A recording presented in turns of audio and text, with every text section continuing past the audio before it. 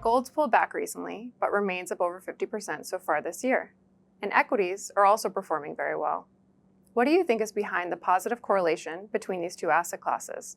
Is this dual rally perhaps masking underlying risks? Christina, as you pointed out, a surprising feature of the financial markets over the past several quarters has been the concurrent rally in equities and gold prices.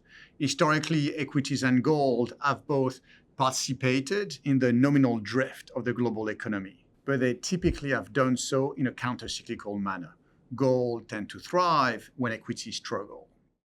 One exception, however, has been the 1970s.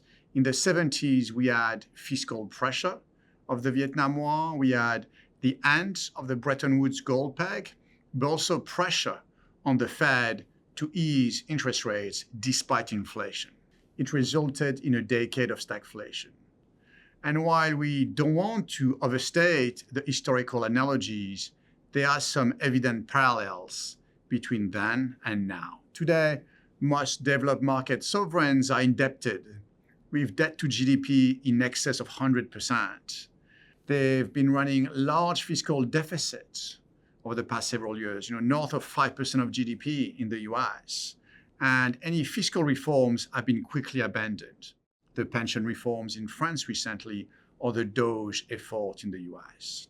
And central banks in the US and overseas are under political pressure to lower rates to support fiscal imbalances.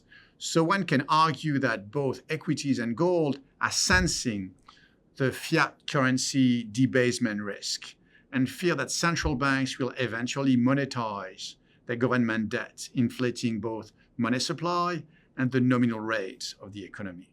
And are you making any adjustments to the portfolios in response? In our funds, we use gold as a long-duration potential hedge. We believe gold can be a source of resilience in different environments, inflationary, deflationary, or equity bear markets. Gold has worked as a safe haven in times of market distress, but also kept its purchasing power over time. That's why we've maintained a strategic allocation to gold for several decades.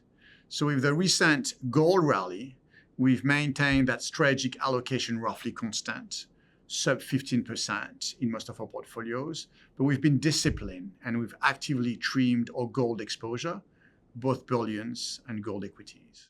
Thanks, Julien. It was great speaking with you.